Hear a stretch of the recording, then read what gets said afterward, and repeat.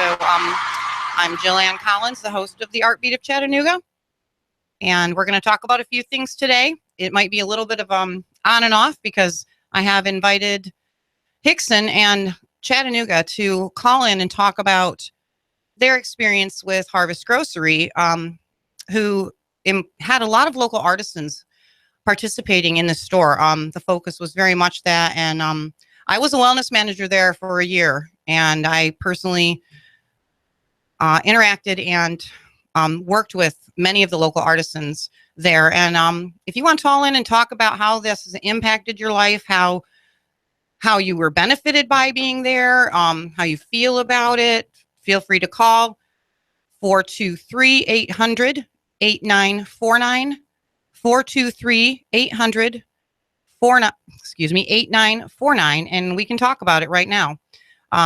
It's live, and we'll just hear what you have to say. I really want to keep it positive. I do want to say that a statement that was made in the newspaper is what prompted me to have this discussion, because the people of Hickson, in my experience over the last year, working with them as they sought health and wellness and betterment, even of a spiritual nature, conversations would go every way.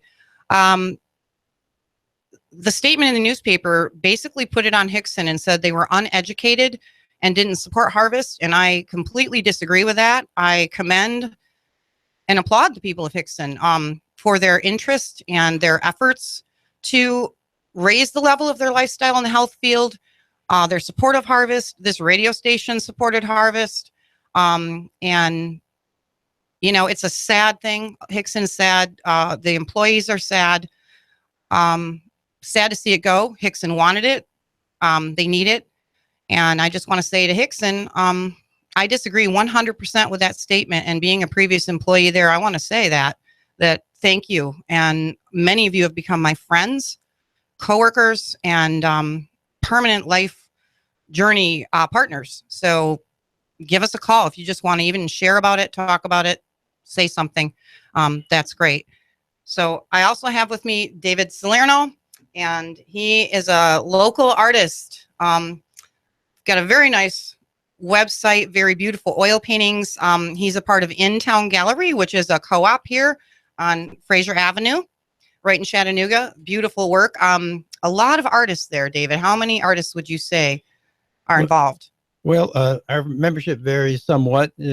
Right now it's about 34 or 35 members. Our maximum is 40. Each of them specializes in either painting or pottery or woodworking, jewelry, metalwork.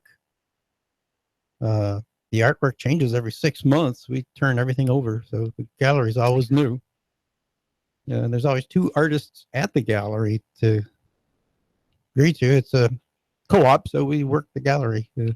So you have artists you can talk to when you go there. Maybe one of the best things is, if you don't know about First Friday, In Town Gallery is one of the galleries that's open every first Friday in the evening. For the In Town Gallery, it's around 5:30 till 8. It's free finger food and free wine. Nice crowd, lots of fun to go there, look at paintings and chat with the artists. A lot of us go to it every month and just get to enjoy yourself for free immersion in the arts. Now, when I stopped in there, David, I think said you were going to work on something. Do some of you actually work at the gallery on your work? Sometimes I'll bring my easel in and work on a painting while I'm there. If any of those of you who work in sales know, there's busy times and slow times, and when we're just waiting, we'll try to keep ourselves busy by doing some painting. And I always love it when people come by and see what we're doing. We love to talk to people about art in general and myself painting in particular. So love to have you come by. So this is your passion, David, I assume. And it looks like to me that since about 2011, you've been seeing a lot of involvement with organizations and your memberships with different things and awards. Can you kind of share how your journey has been and when you really started to be, I suppose, more recognized, in your work? Well, thank you. I've been drawing and painting since I was a little boy. I don't know if some of you may remember John Nagy on TV. You could trace on the TV with a piece of plastic that he sold you. But I had another career before this in 2000, much full time, and joined some national organizations. I'm a signature member of the National Oil and Acrylic Painters Society. Their main offices are in Missouri, but we're a national organization. Their next show is going to be in Cape Cod in September. Locally, as I say, I'm a member of the In-Town Gallery. And I should mention we have a fantastic art school here in Chattanooga that's open to anyone who'd like to take a class. It's a Townsend Atelier. It's down near the newspaper. And it's a brand new building. It's called Arts Build. There are other art organizations in the building, and the owners, Stan and Peggy Townsend, are very gracious, and they've got a tremendous faculty. Teach you anything from beginning drawing to advanced oil painting. They bring in nationally renowned instructors for workshops. And don't let that scare you either, because David, what's your opinion? So many people will say to me, I can't even draw a straight line. And one of my art teachers, when I said that to me, her comment was, straight lines are boring. Yeah. And it really changed my perception of my own desire to continue in art, as I was also been doing art since I could hold a pencil as well. And it was always my love. And I would just draw photorealism as a child. Now this painting back here is more what I'm doing. And this is something maybe we'll talk about today even. David and I had a brief conversation about this yesterday. I got a phone call. Let me grab this. Hold on, please. Hello. This is Hot News Talk Radio. How are you? I'm good. What would you like to say today? Can I ask your name, sir? My name is Morris Mitchell. Hello, Morris. Yeah. Thank you for calling. I understand there's been some statements made about harvest that the Hickson area has a lot of ignorant souls in it. And I'm here to testify that that's it. If you're, it's people that say things like that generally are the ignorant ones. And I don't see what Harvest did to advertise or to create anything like seminars or symposiums or anything like that to educate the people. People who live in glass houses shouldn't throw stones. There you go. Let me ask you, sir, the statement that I saw in the paper was basically that the people of Hickson were uneducated and did not support Harvest. Can you let us know how you did support Harvest, and maybe just a little quick synopsis of your wellness journey concerning that store? Excuse me, say that again. Could you share a little bit about your journey concerning that store that makes you feel that you stand out and that you are not uneducated? Yeah, it is not too far. It is probably 3 to 5 miles from my home. I heard about it being opened, and I had been familiar with vitamins and things that created better health. And so I visited the Harvest, and I was quite impressed when it was open. I was very impressed with the individuals that served me and helped staff. me and gave clarity. However, I also did know a lot about what I was shopping for, and the business that Hickson doesn't have a lot of educated people. Have they taken a consensus? Have they gone door to door to know who is with it or not with it? That makes me sick. It shows that the stupidity is on the other side, not certainly on the consumer. The consumer goes We'd heard a lot of it. It was a beautiful store. It was in a decent location. I think there was a lot to be said for it. I was looking forward to its continuing forward. About how often would you say that you shopped at Harvest? Oh, probably at least 3 times a month, if not more. Right. So you definitely supported Harvest, and you're a person who understands nutrition and knew what you were looking for. And then also, I'm hearing that you felt the staff was helpful and supportive and knowledgeable as well. The staff was more than helpful. I cannot think of any individual there at any time, and I say that with no reservations. Each and every individual that served me went out of their way to be cordial, to be civil, to be helpful, to really nail whatever I wanted to my needs. That's fantastic. And that's exactly my point in bringing this up today is I know it's the Art Beat of Chattanooga, but we had a lot of local artisans in that store. And along with the art community tends to go a little bit of a more natural health community in a sense. And I feel that it's something we can talk about on this show. And again, I commend Hickson, Chattanooga, everyone I met through that store as I was a manager there. I was impressed with their courtesy, their intelligence. They knew what they were seeking for the most part, but they also took direction from the staff that was trained in the areas. And I just wanted to speak against anything that would put the blame of that store closing on the people that did support it and that I have found to be some of the best people I've ever met. And the staff, I can't even say enough. I have frequented stores. I moved here to Hickson about 11 years ago from Sarasota, Florida. I taught 42 years in an art college. I was chairman of the fine arts department, taught across borders with illustration and many other departments. I have interacted in symposiums internationally and nationally with well-known artists throughout the country,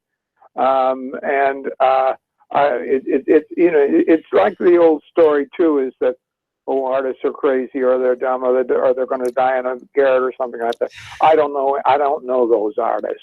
Right. And the artists that I have seen, I have students that are now in some of the finest galleries in New York, or are illustrators for international and national magazines, to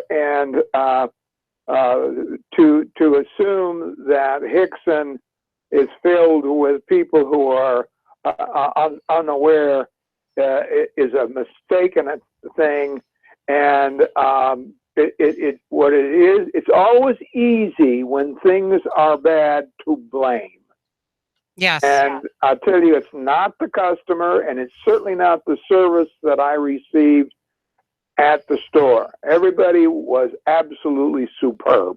Thank you so much, Mo. And it just clarifies, I think to the community that at no point should this type of thing be set upon them. It's hard enough for the community to lose this store because of what it did offer and the quality of the products and, more organic and natural and all of this. And I know that Hickson did want this. And I really appreciate you calling and supporting the community as well. And thank you so much for calling, Mo Mitchell. My pleasure. Thank you.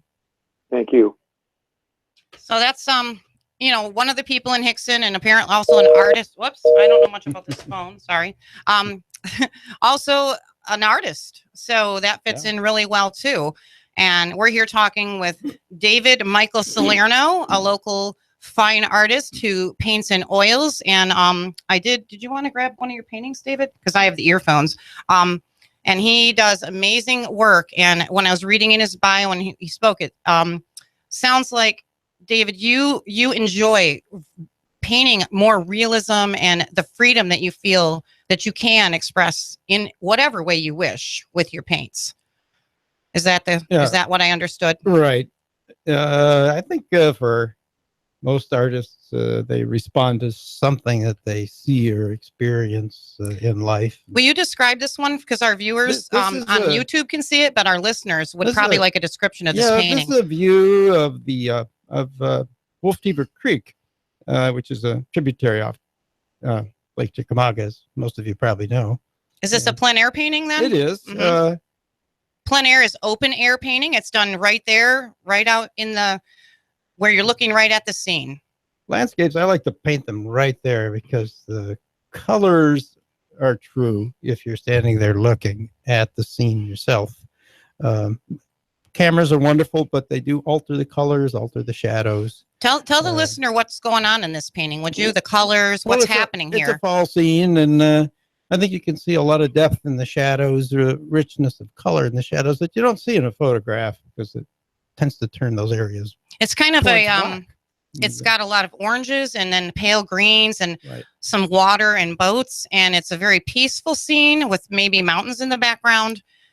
So if you were looking at this painting, I think you'd probably feel the softness of it. You know, it makes me feel very relaxed. Like I'd like to sit here and look at this beautiful autumn scene with the water and the boats and the mountains. Right, that's White Oak Mountain in the background there, which you drive over when you go towards Cleveland from Harrison. Okay, so And, this is right here near Chattanooga. Yep. Wonderful. It's beautiful. And can you grab your other piece? Because Okay. this is the one that you got you into this association, correct? You got me advanced to the signature level. Signature It's a level. little bigger. It's beautiful. And Painting. it's hard to see it on camera, but this is, it's a still life of red, white, and sweet onions, I believe. Yeah. What's the title, David? Onions. Onions. Wow. Life is like an onion. It's got layers.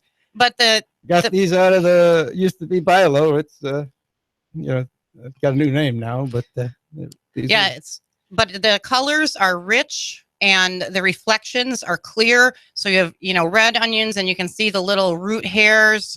You can see the shadows, the skin, and it's a very, what I would call a beautiful traditional still life oil that is just a gorgeous painting. And this painting helped you get into what association or level? It's the National Oil and Acrylic Painters Society. All right. There's about 1,000 members or so, and all of them paint in a realistic manner as a rule, with varying degrees of realism from, perhaps you've heard of the term photorealism, where it just every hair is exactly correct, and to a little looser technique that I use, which is more towards what's called impressionism. Yeah, I love impressionism and the painterly qualities of your work. And just want to say we're at AM 1240 Hot News Talk Radio, and you can tune in on Facebook for a live Facebook feed. You can tune in at TuneIn Radio.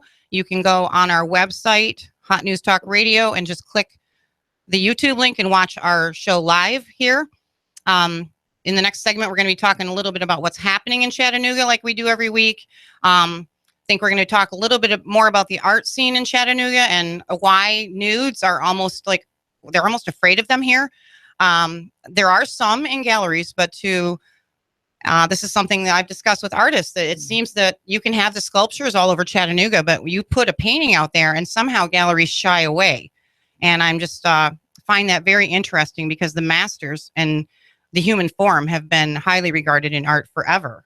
Well, if you go in the New York Metropolitan Museum of Art, you'll see mostly nudes. It's been a symbol of beauty throughout human history. They're not pornographic at all. They're painted because of their beauty.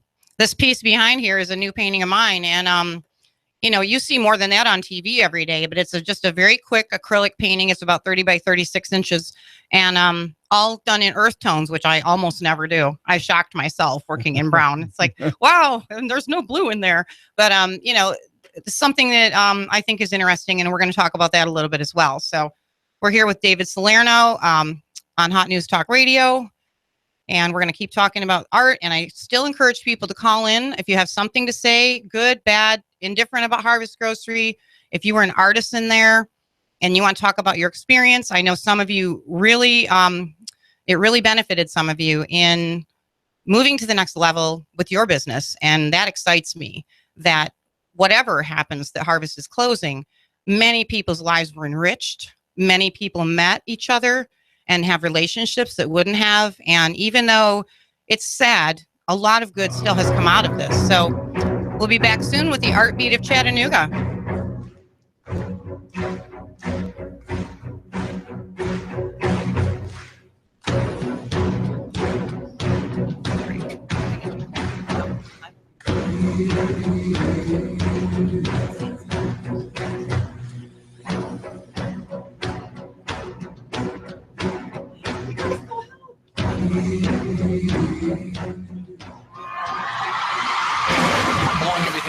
We're starting over. I'm doing another. I want guys to push it to the middle of the table and go over the top. Take a risk, fail miserably. I'm right, and I'm not wrong, and I'll never back down. Conflict works. Allow it. It's The Herd with Colin Cowherd. Right here and everywhere. Noon Eastern. You give us 12 minutes and 40 seconds, we'll give you Chattanooga and the world. News Talk 1240. Hi, I'm Adam Distel, the owner and the head surgeon of Cell Surgeon. Broken screen? You need it repaired now. We can do that. We'll have your phone repaired within the hour. No hassle, no mess, no stress. We love fixing cell phones. Your cell phone has become part of your daily activities. You've noticed your cell phone is not charging properly. It could be a charge port issue or your charger. Come in for free. We'll test your phone and your charger. You have an expensive phone. Don't feed it with a cheap charger. A cheap charger can actually damage your device. Our high-quality chargers are affordable. Cell Surgeon, 140 Northgate Mall Drive, right next to Old Chicago Pizza. 423-668-0100. www.thecellsurgeon.com. Please like us on Facebook at facebook.com/thecellsurgeon. Get $10 off a screen repair. Mention Hot News Talk Radio. Broken screen, phone not charging, water damage, battery given out. Cell Surgeon in Northgate Mall next to Old Chicago Pizza. Check us out on Facebook. Open Sunday. Cell Surgeon. We bring your phone back to life. Finding just the right place to live can be a daunting task. Stop your search. In Chattanooga, the place to live is Cross Creek Villas for under $1,000 and available for immediate move-in. You can enjoy this 2-bedroom split layout, over 1,000 square feet, 9-foot ceilings, an extra-large patio or balcony. And don't forget to ask about their preferred employer program. Cross Creek Villas is a gated community offering a 24-hour fitness facility, a beautiful pool and hot tub, and Cross Creek Villas is pet-friendly. Stroll the pet park with your best friend and enjoy the free use of their business center and clubhouse. Plus, if you mention you heard this on the radio, your application fee is free. Cross Creek Villas, close to downtown off of Highway 58. Go to crosscreekchattanooga.com. That's crosscreekchattanooga.com or call 894-0446. That's 894-0446. Redefine the way you live at Cross Creek Villas. Go to crosscreekchattanooga.com or call 894-0446. Cross Creek Villas. MLS 2239. What would you do with all that cash? Listen up, y'all. Ben Phillips here, Home Rate Mortgage, 805-9100. $1,200. That's how much we just put back in a Saudi Daisy family's pocket per month. All they did was pick up the phone. 805-9100. That's 805-9100. Get that quick quote now. 805-9100. HomeRateMortgage.com.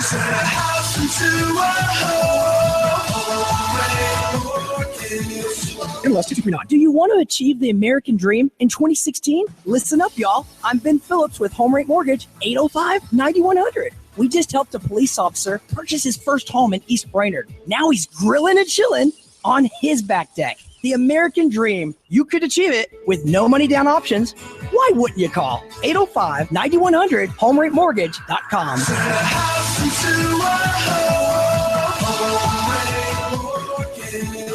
Ahoy there, matey. It's Harbor Lights Marina. Located at 9718 Hickson Pike, Harbor Lights Marina's new ownership is staffed by knowledgeable and friendly people ready to keep you boating. We offer wet slips and dry storage rental, fuel, a well-stocked ship store, daily boat rentals, and a restaurant. If you're on the water or headed to the lake, call us at 423-842-5391. 423-842-5391. Reminder, we are the home of the Carefree Boating Club. More than just a marina, we're people that love boating. Harbor Lights Marina.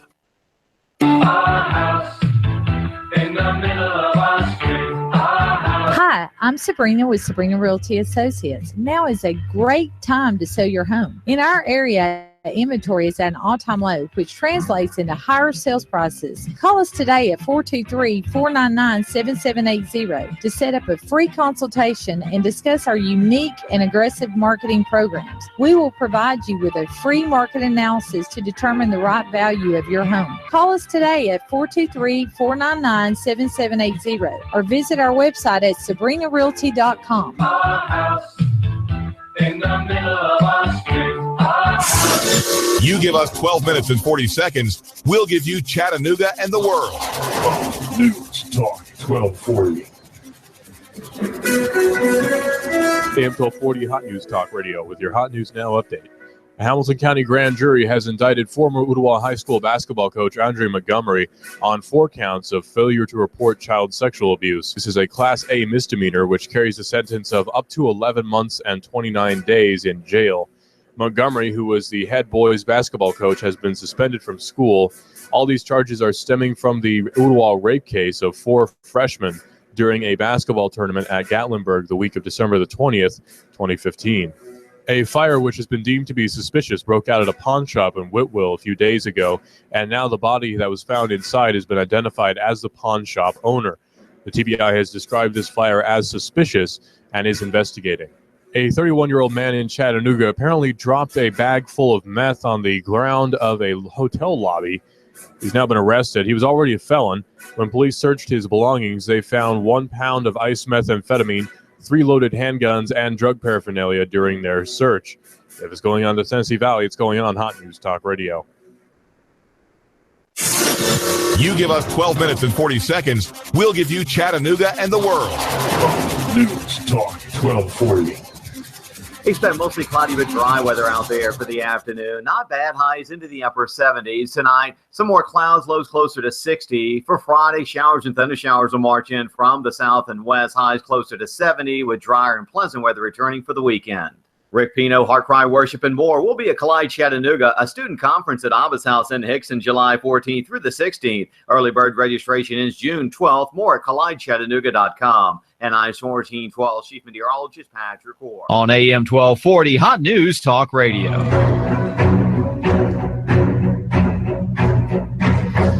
Welcome back to Hot News Talk Radio, AM 1240, the Art Beat of Chattanooga, with the host myself, Jill Ann Collins, and we're here with a local artist, David Michael Salerno.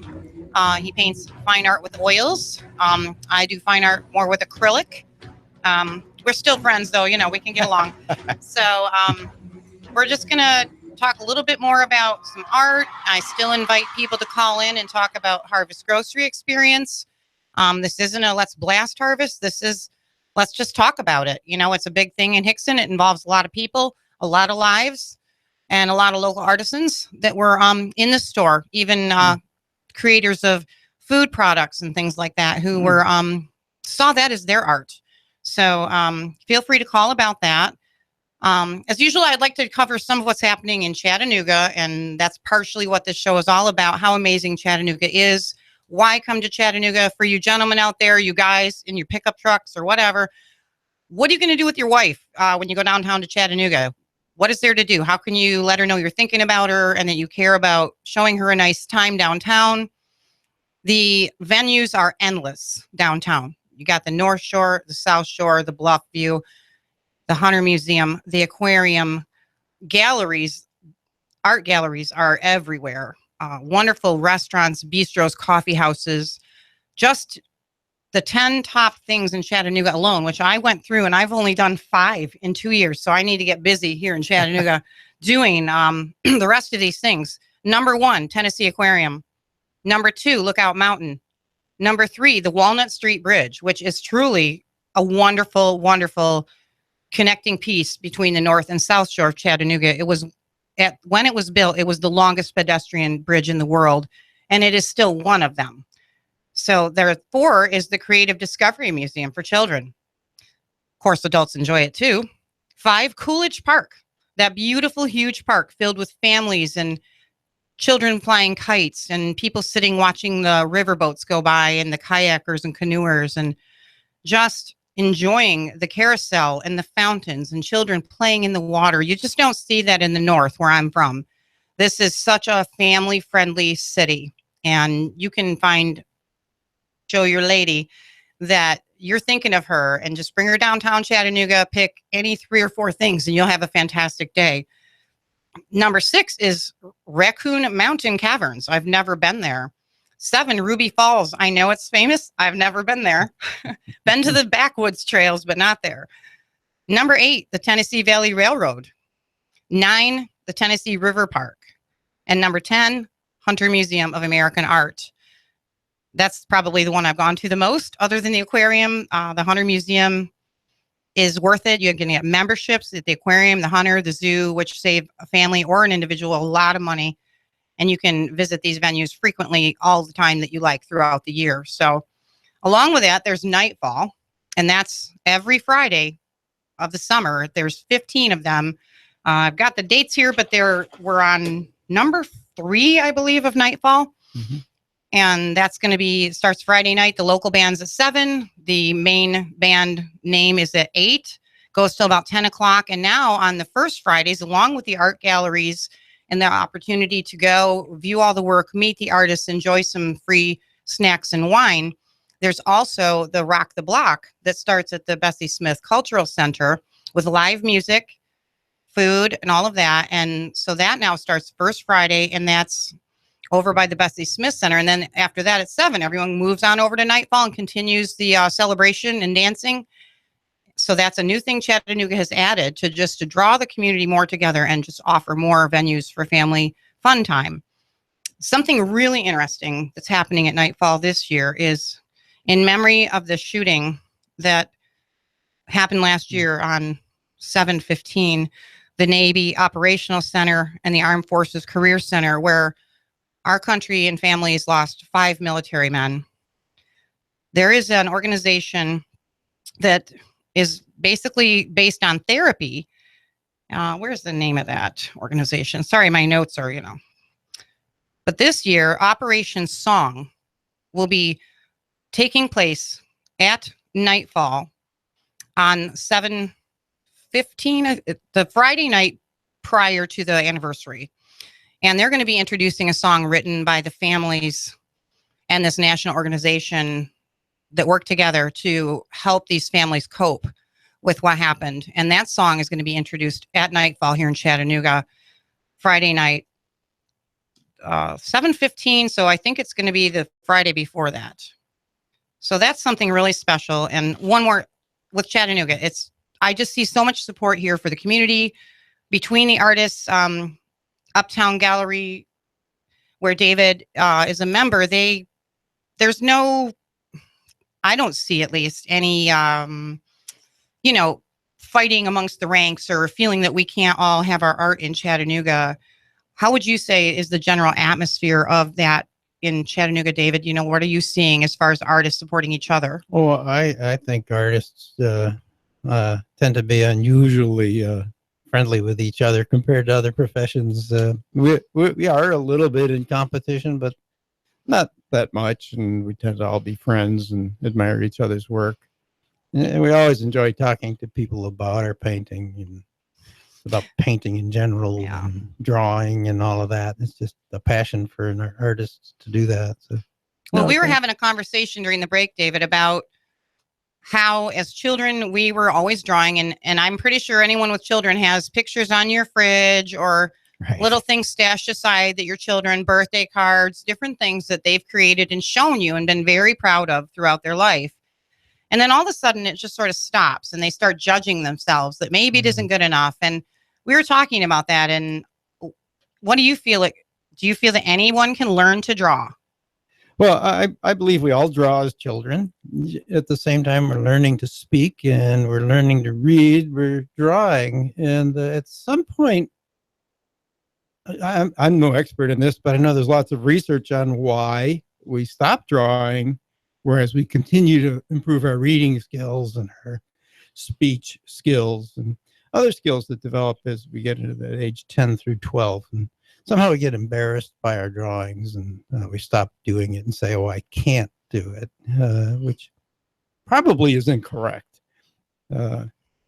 I've personally seen adults learn to draw, revive their interest. And it's a learned skill, and we can't all be Rembrandt, of course, but we all can draw if we decide we want to. There's lots of great instruction out there now that wasn't available in the past for adults to help them draw. Yeah, there is so much. And even in Chattanooga, as you were sharing, there's drawing groups. You can actually just I think it's called Shadow here in Chattanooga. Right. Up north, we call it Audit, a college class. You don't have to get a degree to take a class. You can join a class just to learn. And there's so many avenues here. Just YouTube. There's an enormous amount of art instruction on YouTube for free. There is, and it's valuable. Anything like that is valuable. Yeah. But there's also as the interaction that you get with other artists. And I'm finding, especially now that some of my work is hanging downtown at K-Vel Massage on River Avenue, just across from Coolidge Park, as more people see my work and respond to me on it, and I, as an artist, experience other people's view of my work. Sometimes it's something I've never seen or thought of, a completely different intention than I may have had. So that, I think the interaction, if we can get involved to learn art, if you want to learn art, YouTube is a great resource. But if you can get with artists and interact, that I think is really what inspires the soul to better keep going, push on. And every artist has probably maybe you don't. I have a rather large file of work that I think is, here's this stuff, and I don't really want to throw it away, but I really don't want to show it either. You've got that going on? We all have dogs in the closet. There's skeletons, I'm sure the masters had paintings that they didn't show. In fact, we know they painted over their bad ones. And there you go. Some of the things in museums are painted over bad paintings. Yeah, they couldn't just go out and get canvas. They had to. Right. There's letters between the masters where they would have to write their patrons and get more of the plant material to make the pigment they needed for their paint. It wasn't just go to the art store and pick up your paints like it is now. These people were dedicated. Amazing that they had to go through that kind of thing. Right. My point is that everybody struggles. If you decide to try to draw or paint, just have fun. We all struggle. Or it's to me an endless journey trying to get better. Yeah, everyone's an artist, I believe. I really do. And there's techniques that you can learn to help you get what you want out. Right. And then as an artist too, I don't know if you've gone through this, David, but for myself, I struggle sometimes with what I'm producing because I kind of paint in energy now. I used to paint more technically, and now I kind of paint energy. So it's a lot looser. And sometimes I think, what's going on here? I used to draw photographic or paint more representationally. Now I feel this divergence, not necessarily too abstract. Well, Jill, I'm looking at your painting behind me. I can see it in the monitor, and the lines, if you can see it, are wonderful. And I would say it's like playing the piano. You got to practice the scales a little bit so that you can play the instrument. And the same with drawing or painting. You got to practice some of the skills. But they're all learnable. And to paint loosely like this beautiful painting behind me, it's clear that Jill's practiced a lot to get there. Just a little. Yeah. It's sort of a compulsion, isn't it? Yeah. I mean, well, once you start doing it, it's just, you wake up at night saying, I know what to do next. Yeah, I'm having trouble wanting to even have a job anymore. And I'm kind of jealous that you can paint full time. That's my full dream, to just be painting full time and do nothing but focus on art because I'm that crazy about it. I think one of the really nice things about visual arts, painting or drawing or whatever, is you see the world differently. And you say, my God, I didn't notice that before. It's absolutely beautiful. And just driving down the road becomes a wonderful experience. So anybody who's got, any of you have even the slightest interest in doing this, you'll be rewarded for it in your daily life.